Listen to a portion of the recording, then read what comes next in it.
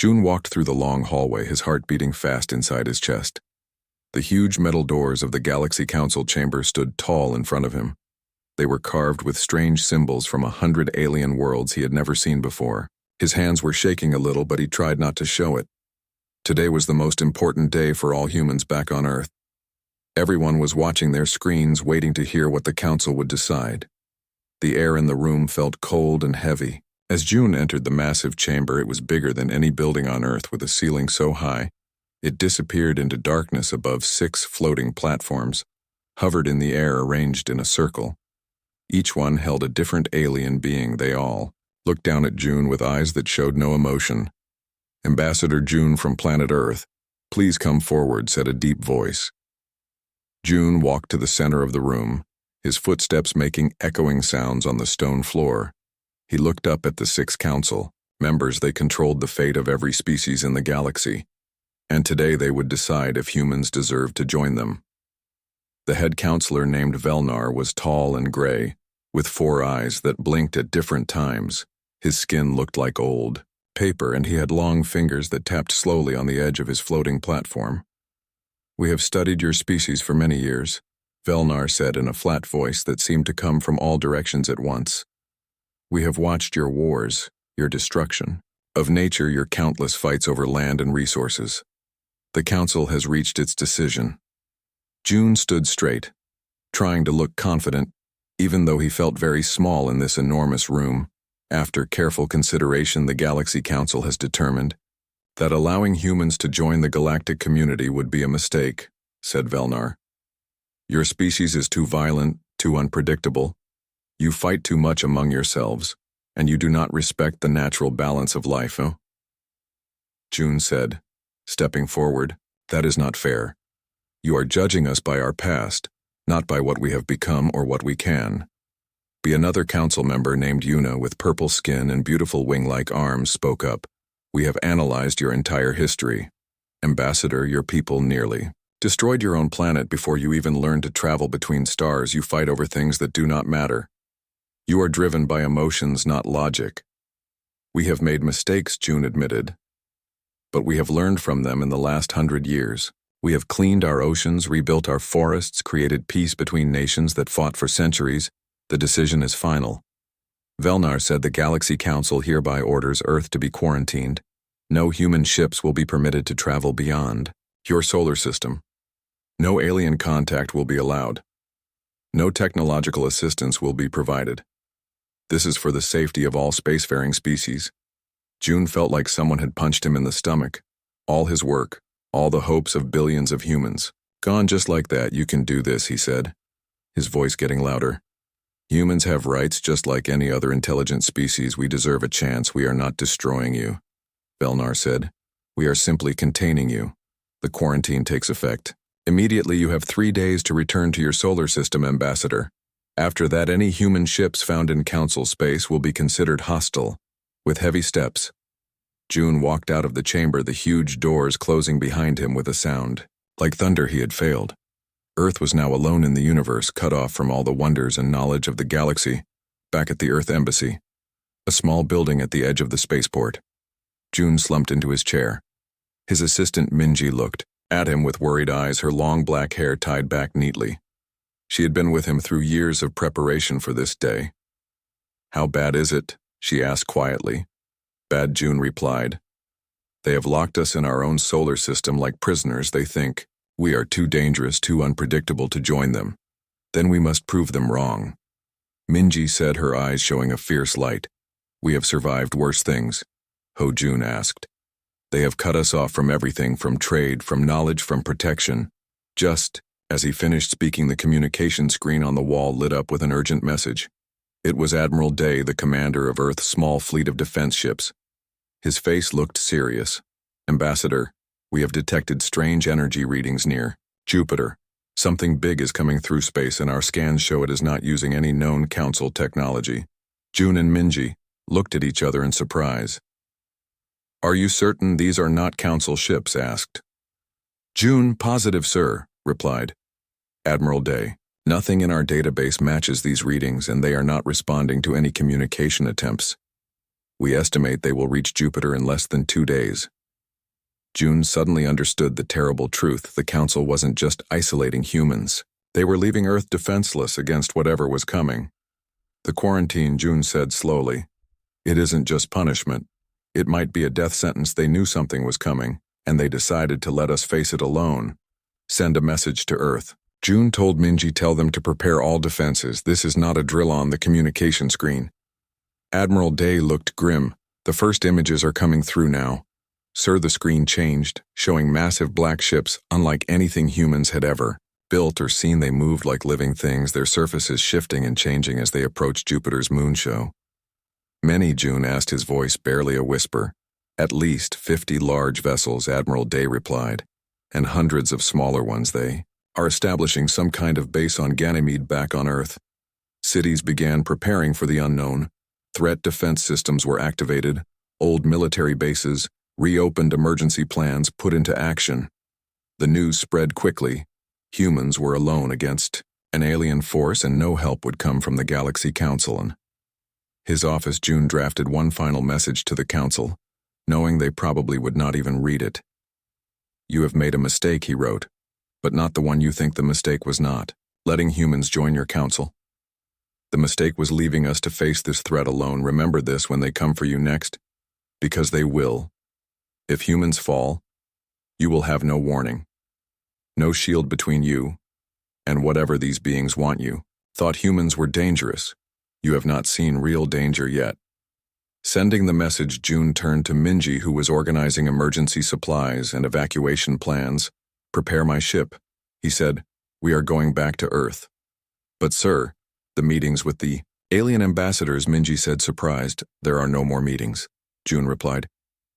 Earth needs every person now, including us, as their small ship left the Council planet heading for the jump point that would take them home.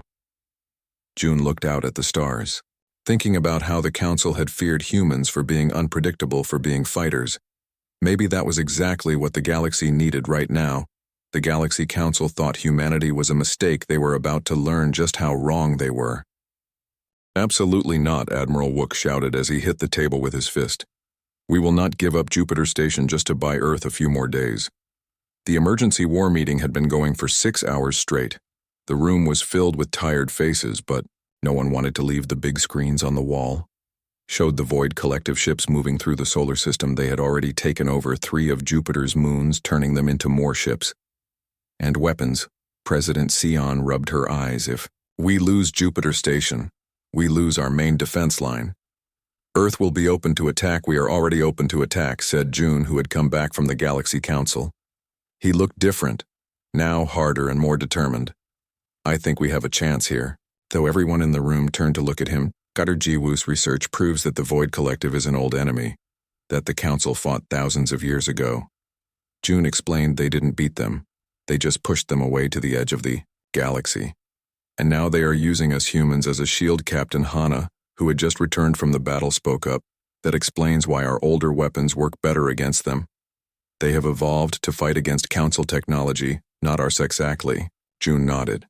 And I think we can use that to our advantage over the next few days.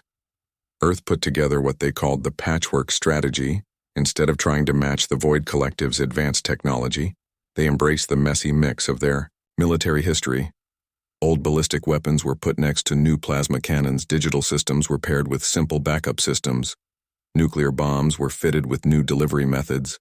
In orbit around Earth, the shipyards worked day and night without stopping. The human fleet was being changed with seemingly random combinations of technology.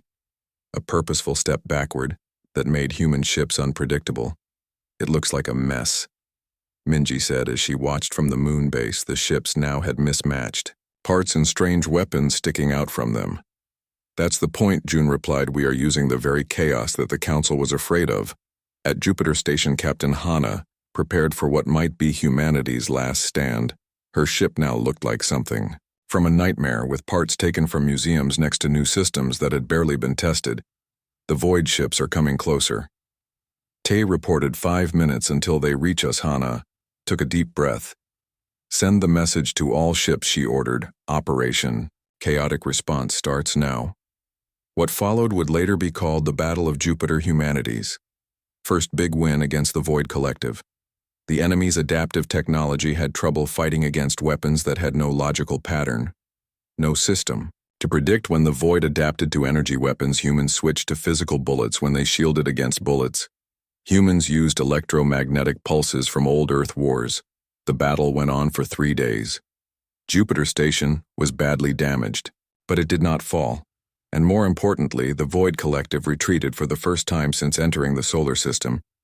In her damaged ship, Hana got a message from Earth President Sion's. Tired face appeared on the screen. Captain, we managed to capture one of their smaller ships intact. Dr. Jiwoo is studying it now, and she found something amazing. The president said it looks like the Void Collective communicates using a special type of quantum connection, and she thinks we can use their own network to find their command center.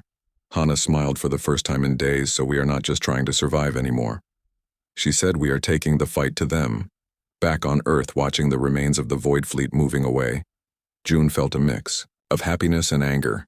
The very unpredictability that the Galaxy Council had feared was now humanity's greatest strength. Send a message to the Council. He told Minji, tell them the mistake they made wasn't including humanity in the galactic community. It was underestimating us. Meanwhile, in her lab, Dr. Jiwoo worked without stopping studying the captured Void ship. Its strange mix of technology and biology fascinated and horrified her. Look at this, she said to Dr. Q, pointing at her screen. The ship isn't just a machine. It's partly alive. These components here, they look like they were once living tissue but have been changed into technology. So the ships are alive? Q asked. Not exactly, Jiwoo replied. They are something in between. Not fully alive, but not just machines either. And look at this, she typed some commands and new images appeared. This is from deep inside the ship. The screen showed what looked like pods, each containing what might have once been a living creature, but was now mostly machine parts with only a few organic pieces remaining. What are they doing to themselves? Q whispered. I think they're trying to evolve. Jiwoo said, her voice quiet. That's why they harvest biological material from other species. They use it to improve themselves across Earth. The patchwork strategy was being expanded. All old technology was being brought back into service.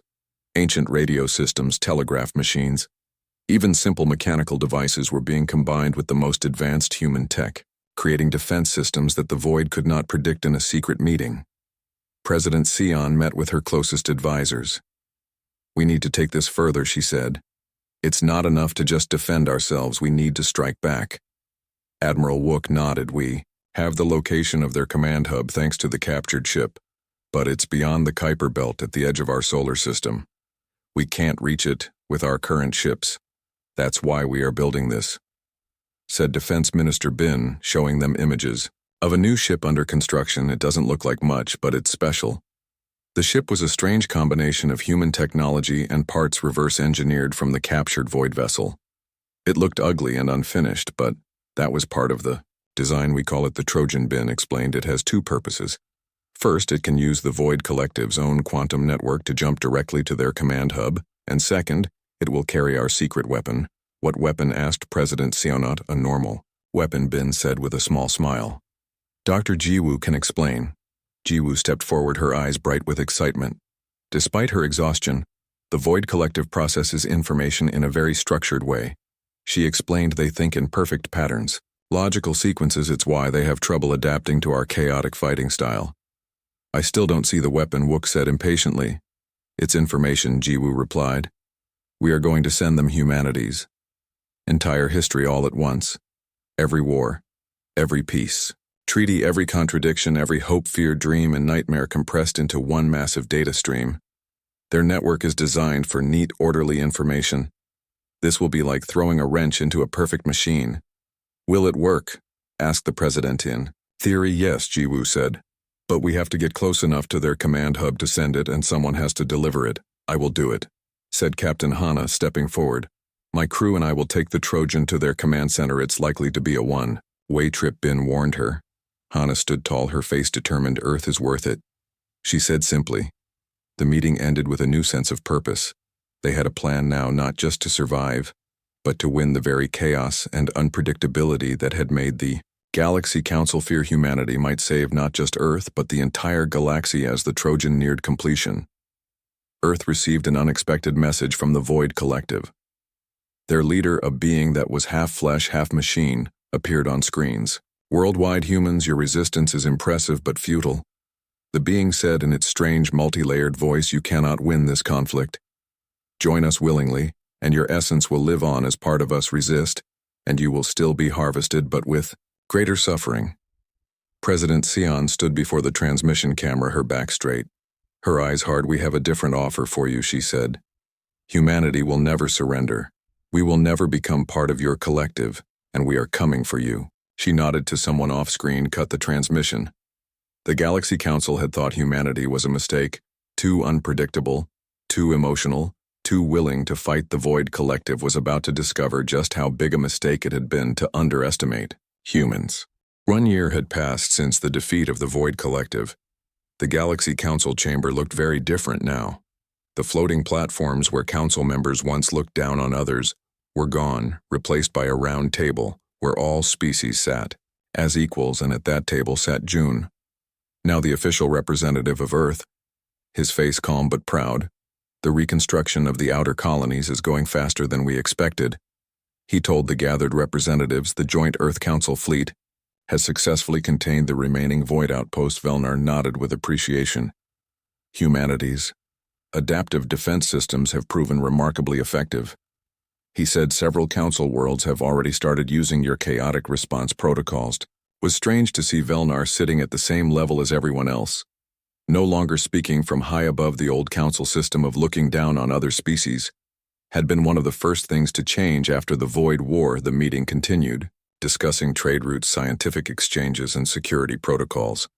Earth, once considered too dangerous to join the galactic community, was now at its center.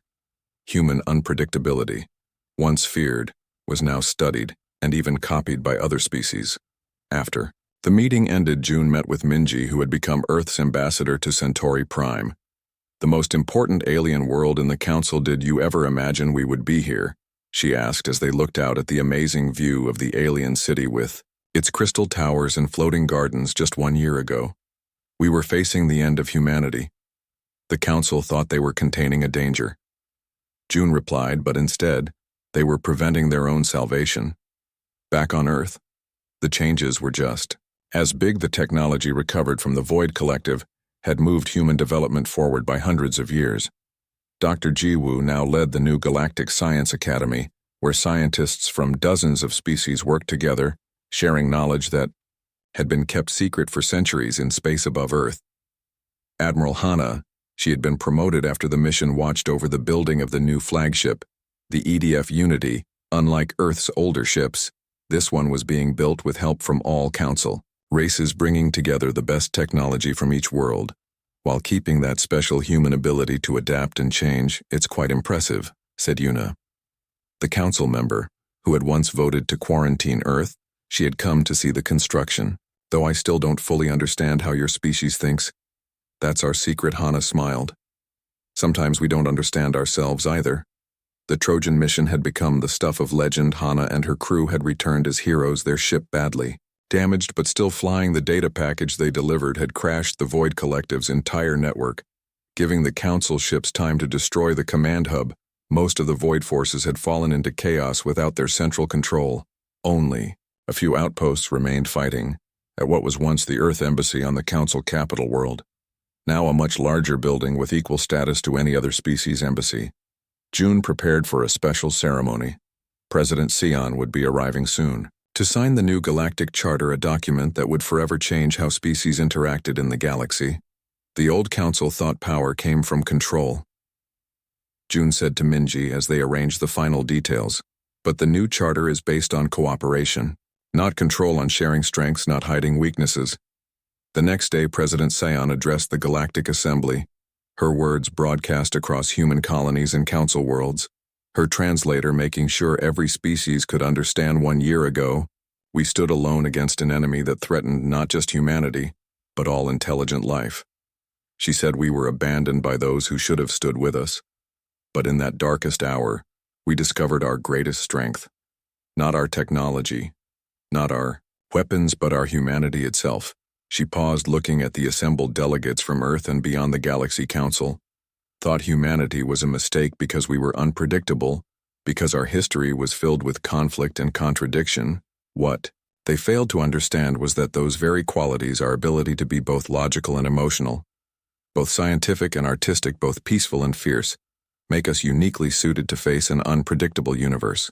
Across the galaxy, billions of beings watched as humanity took its place as not just another member of the galactic community, but as a leader. Species not because they conquered or controlled, but because they had saved everyone, even those who had abandoned them. Captain Hana. Now Admiral Hana stood on the bridge of the EDF Unity as it prepared for its first voyage. The ship was beautiful, a perfect blend of technology from a dozen worlds, but with that special human touch that made it unpredictable and adaptable. Where? To First Admiral asked Tay, who had stayed with her through everything. They had both received many offers to command other ships, but had chosen to stay together. Let's see what's out there. Hana replied, beyond the old council borders there must be so many new species to meet, new friends to make. The Unity engines glowed with power as it moved away from Earth, its mission, no longer just to defend humanity, but to reach out to the unknown, to explore, to connect, to bring the lessons humanity had learned to the wider galaxy in the rebuilt Galaxy Council chamber now called the Galactic Assembly. A new plaque was placed beside the entrance bearing words from an ancient Earth philosopher. The greatest mistake is not making one, but failing to learn from it. The Council had been wrong about humanity, and in admitting that mistake they had found not just allies, but saviors. The galaxy would never be the same again, and it was better for the change. Dr. Ji Wu in her new laboratory worked with scientists from 20 different species, studying the remains of void technology, understanding it, learning from it, making sure such a threat could never rise again. The strangest thing, she told her alien colleagues, is that the Void Collective failed because they could not understand contradiction. They saw the universe as something to be ordered and controlled, but reality is messy and chaotic. Accepting that chaos, embracing it, that is where true strength comes from, back on Earth, in what had once been the emergency command center during the war. Now a museum commemorating humanity stand against the void. Minji walked through the displays with a young alien diplomat. Your people faced impossible odds, the alien said. Yet you never surrendered. How did you find such courage? Minji smiled. It's not courage exactly. She replied, it's stubbornness. Humans don't like being told what we can't do. Tell us something is impossible and we'll spend forever trying to prove you wrong. That seems illogical, the alien said. Exactly, Minji laughed, and that's why it works. Across the stars, human ships flew alongside alien vessels, exploring, trading, building together. The quarantine that had been meant to contain humanity had instead forced them to look inward, to find strength in their contradictions, in their messy history, in their refusal to give up even when all seemed lost. In the president's office, now filled with gifts from 100 alien worlds, Sion looked at an old message, the one June had sent to the council just before the void attacked. You have made a mistake, it read, but not the one you think. How right? He had been the council's mistake hadn't been letting humans join their community. Their mistake had been underestimating what humanity could do when pushed to the edge, what humans could become, when they had no choice but to rely on themselves. The unpredictable species that had once been considered too dangerous for the galaxy had become its heart and soul. And as human ships ventured further into the unknown, carrying with them representatives of many different worlds, the universe waited to see what this remarkable species would do next. After all, if there was one thing humanity had proven, it was that making the impossible possible was simply what they did best. The Galaxy Council thought humanity was a mistake. They had never been more wrong. 3 weeks had passed since the Galaxy Council decided to quarantine Earth. The unknown alien ships had set up a base on Ganymede, Jupiter's largest moon. They called themselves the Void Collective, a name that sent chills down human spines. Even the Council races had never heard of them before. Captain Hana stood on the bridge of Earth's best warship, the EDF Defiant, her eyes fixed on the screen showing the surface of Ganymede. Black structures spread across the moon like dark vines growing faster each day. Their strange shapes seemed to pulse with energy. What did the scans show? Hana asked, her voice steady despite her worry. First Officer Tay looked up from his station, his face serious. Not good, Captain, he said. running his hand through his short black hair. Their technology is nothing like what we've seen before. The energy readings from their weapons are off the charts, much stronger than anything. We have, Hana nodded slowly. Have we heard anything from the Council communications? Officer Suho shook his head. Nothing, Captain. They are completely silent. Our embassy on Centauri Prime reports that the Council has classified Earth's situation as an internal matter. They will not help us, so we really are on our own. Hana said, her jaw tight with anger. They knew these aliens were coming and they left us to face them alone. The Void Collective had already destroyed 2 of Earth's research stations in the outer solar system. Their message was simple and terrifying. Humans were what they called harvestable material. Whatever that meant, it could not be good back on Earth in an underground laboratory. Dr. Jiwoo, the best scientist who studied alien life, worked day and night. The government had given her samples from the destroyed stations, tiny pieces of the strange black material the void ships were made of. This doesn't make any sense, she said to herself. Looking at the black stuff under a powerful microscope, it seemed to be both alive and machine at the same time, able to grow and change on its own. Her friend Dr. Q walked over to look. What did you find, Jiwoo? He asked. They aren't just attacking us. Jiwoo said, her eyes wide with a new understanding. They are studying us, testing how we fight back, watching how we respond. It's like they are learning about us, learning for what. Asked Q for something bigger. Jiwoo replied, I think they want to know our weaknesses. On the defiant Captain Hana received the report from Earth.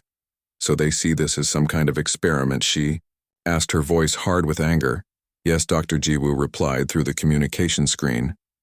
But there's something else. The structure of their technology shows similarities to weapons that the Council races banned thousands of years ago. Hana's eyes narrowed.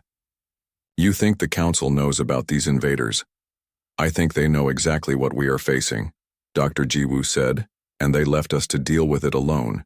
In the darkness of space between Mars and Jupiter, the small fleet of Earth ships faced the advancing void ships. They were outnumbered and outgunned, but they had one advantage.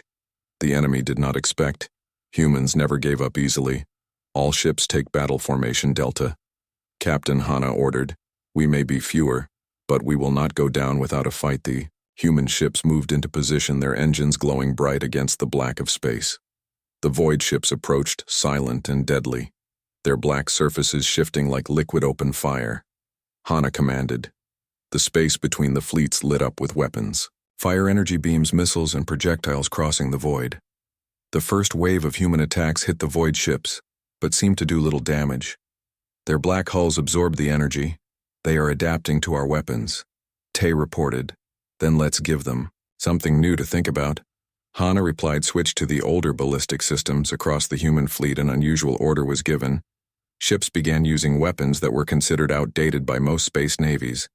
Simple metal projectiles fired at high speed, old-fashioned missiles with physical warheads, technology that hadn't been used in serious combat for decades. To everyone's surprise, these simpler weapons worked better against the void ships. Their adaptive defenses seemed confused by the mix of advanced and primitive attacks. Keep switching weapon types, Hana ordered as the Defiant dove between 2 massive enemy vessels. Don't let them figure out our pattern. The battle continued for hours.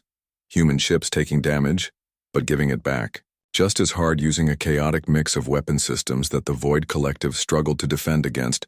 Back on Earth, Dr. Jiwoo made an important discovery that would change everything. As she studied the void material under different tests, she found something hidden in its structure. Dr. Q, I need to talk to the president right now, she said, her voice urgent. This is bigger than we thought. The Void Collective isn't just some random alien race. They are an ancient enemy of the entire galaxy, enemies that the Council thought were gone forever, and they used us as bait. Q said, understanding dawning on his face. Exactly, Jiwoo replied. The Council knew they were coming back. They put us in quarantine not to protect the galaxy from humans, but to use humans as a shield against the void in space. The battle took an unexpected turn. The human ships, although damaged, were holding their own. The Void Collective had expected an easy victory against an isolated planet. Instead, they found themselves facing an unpredictable enemy that refused to follow normal patterns of space combat.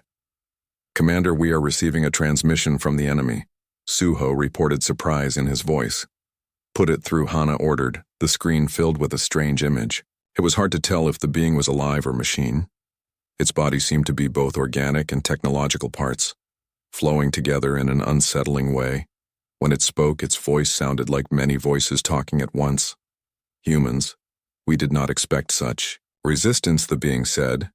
Your defense is unusual, inefficient, yet effective. You are not like the council races. Who are you?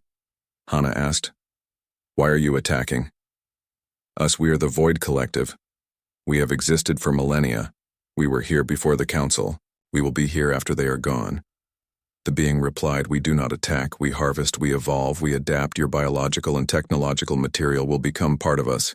We will never surrender to you, Hana said firmly. Surrender is not required. Harvest happens with or without permission. The being said, your council understands this. They have faced us before. They sacrificed you to buy themselves time. On Earth, the emergency meeting of world leaders listened to Dr. Jiwoo's report with growing horror. The Void Collective was an ancient enemy that the Galaxy Council had fought thousands of years ago.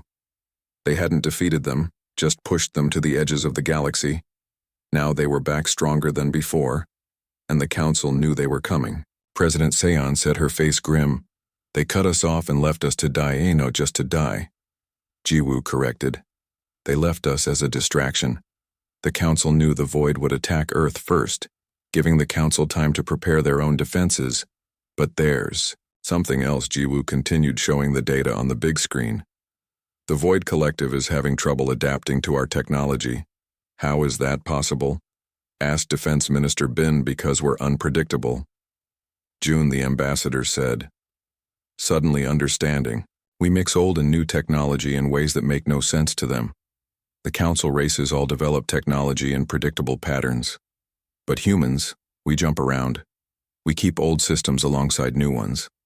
We are chaos, and chaos might be our only chance to survive. President Seon sighed. As the battle near Jupiter continued, Hana received new orders from Earth. They were not just fighting for survival anymore. They had a plan, a way to use humanity's chaotic nature as a weapon against the Void Collective. The Galaxy Council had thought humanity was a mistake, too unpredictable, too violent, too chaotic, but that chaos might be the galaxy's only hope. 2 weeks had passed since the Battle of Jupiter. The Trojan ship was almost ready. Captain Hana walked through its strange corridors.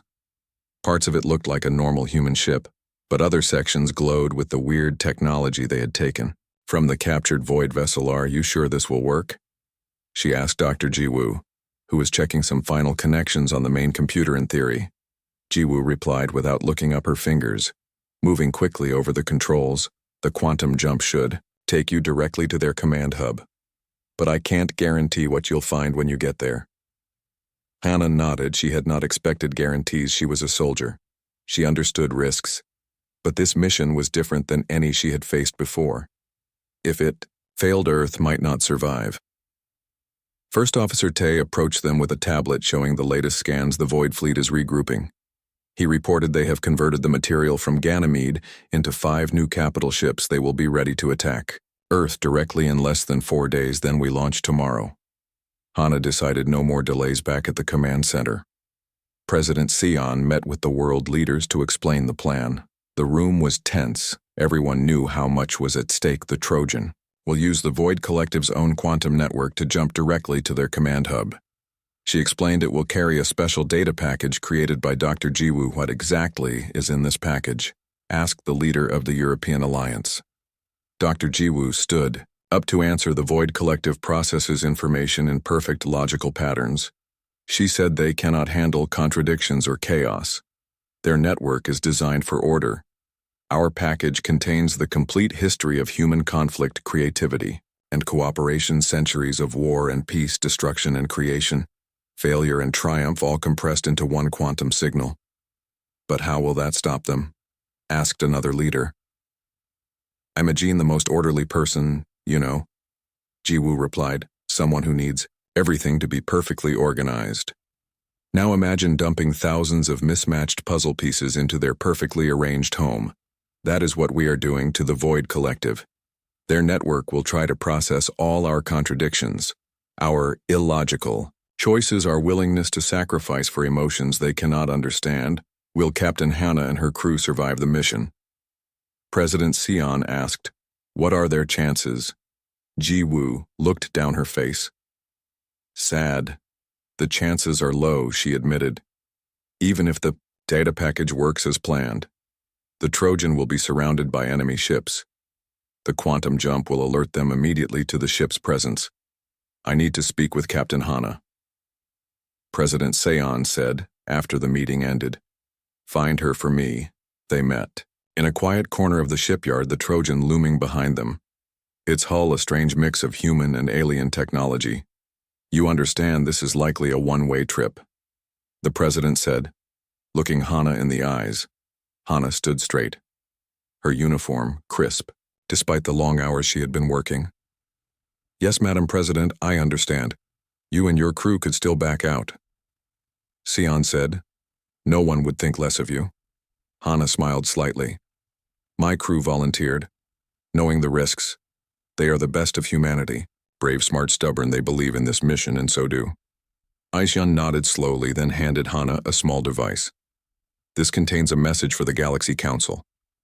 She said if by some miracle you survive and encounter Council ships, give them this.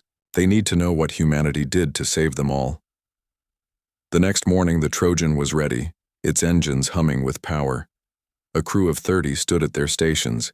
Each one had volunteered, knowing they might never return. The ship had been loaded, with a quantum data package designed to overwhelm the Void Collective's network. All systems ready. Tai reported from his station the quantum drive is online. Hannah sat in the command chair, her hands steady on the controls. This is Trojan to Earth. Command, we are prepared for launch. This is Earth Command. President Sion's voice came through the speakers. You are cleared for launch. May fortune favor the brave.